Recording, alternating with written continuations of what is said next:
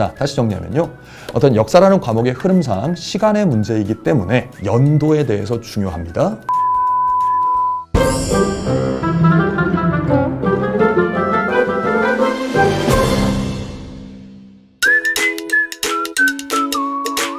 안녕하세요. 에듀윌 계리직 학생 여러분 반갑습니다.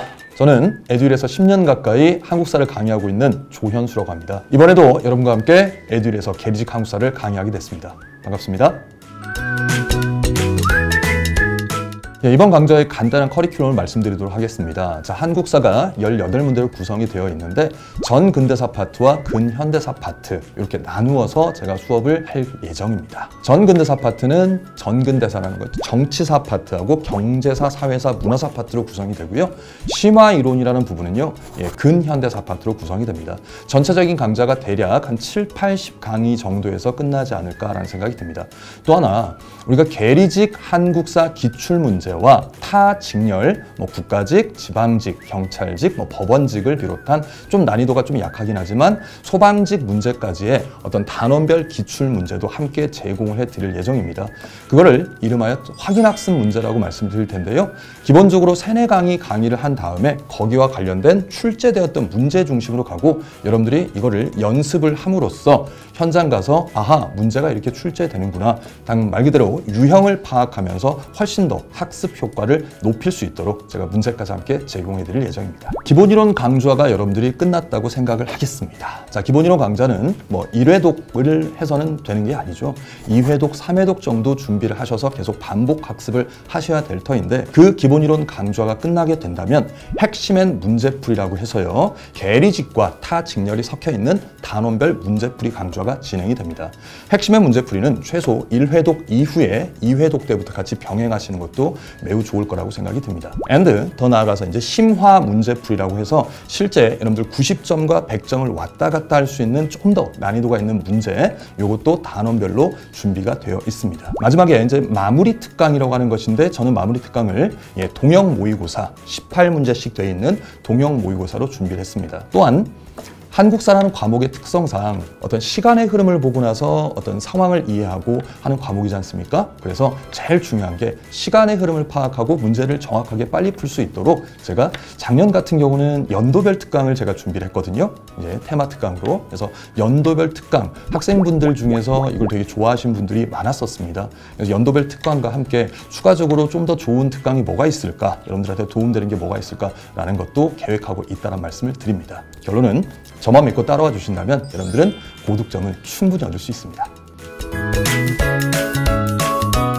국사를 처음 공부하시는 분들이 대부분이겠죠. 소위 우리는 그런 분들이 이제 초시생이라고 말씀드립니다. 초등학교, 중학교, 고등학교 때 국사를 공부하셨지만 역사를 정말 좋아하시지 않는 분들이 사실 대부분이거든요. 다시 초시생의 마음으로 국사를 접근한다 했을 때 간단하게 한 2가지 정도만 말씀드리도록 하겠습니다. 자, 국사라는 과목은 시간의 흐름의 연속, 그 연속 안에 사건들의 연속이거든요. 그런 가운데 여러분들이 꼭 잊지 마셔야 될 것이 나라별 왕조의 시작과 왕조의 끝입니다. 고구려란 나라와 백제란 나라, 신라, 고려, 조선이 큰 골격에서 나라가 있지 않습니까? 고구려가 언제 시작했고 언제 멸망했는지, 고려가 언제 시작했고 언제 멸망했는지, 마찬가지 조선이 시작과 끝이 언제인지, 그 왕조의 탄생과 왕조의 멸망, 시작과 끝을 알게 된다면 그 중간중간에 있는 연도들은 이거는 어느 나라다, 이건 어느 시대다 라는 게 충분히 파악이 되거든요. 또 하나, 정치사 문제 대부분의 문제가 왕들의 업적과 관련된 문제들이 많습니다. 그러면 고래 왕이 34분이 계시는데 이 왕이 어느 왕이 앞에 있고 어느 왕이 뒤에 있는지 요걸 또 이제 파악하기가 또 쉽지 않단 말입니다. 그래서 고구려, 백제, 신라, 그리고 고려, 조선, 더 나아가서 발해까지 왕들의 계보를 여러분들이 충분히 파악하시고 충분히 머릿속에 기억해 두셔야 됩니다. 여기서 파악해 주세요라는 말씀은요, 물리적인 암기를 해주시길 바란다는 말씀을 꼭 드립니다.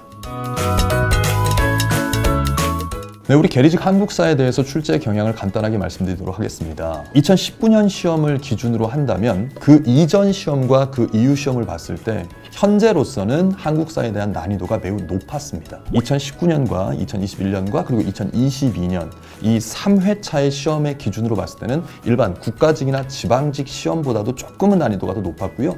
조금 더 어떤 지역적인 부분에서 출제가 됐던 경향을 보입니다. 그러니까 이런 경향으로 앞으로 이어갈 때도 마찬가지 지금 정도의 난이도가 출제가 되지 않을까라는 생각이 듭니다. 자, 시험은 18문제를 기준으로 했을 때 전 근대사 파트가 한 13개 정도로 왔다 갔다 플러스 마이너스 출제가 되고요. 근현대사라는 부분에서 한 5개 정도가 출제가 됩니다. 근현대사라는 짧은 부분이지만 그래도 5문제라고 하는 거는 문제 비중이 매우 높은 편이거든요. 그리고 근현대사 부분에서도 조금 지역적이고 디테일한 부분에서 출제가 좀 되니까는 여러분 좀 집중해서 공부를 해 주셨으면 좋겠습니다. 자, 2022년 시험이 있었고 앞으로 2023년과 24년의 시험이 있을 것이다라고 감히 예측이나 장담을 하지 못합니다. 저는 예상컨대 한 2024년 시험이 유력하지 않을까라는 생각이 듭니다. 그러면 지금 기점에서 앞으로 1년 후, 2년 후 시험이 있을 것인데 지금부터 해도 되겠습니까? 긴 호흡을 가지고 지금부터 준비를 하셔야 여유롭게 공부를 할 수 있지 않을까 생각이 드네요.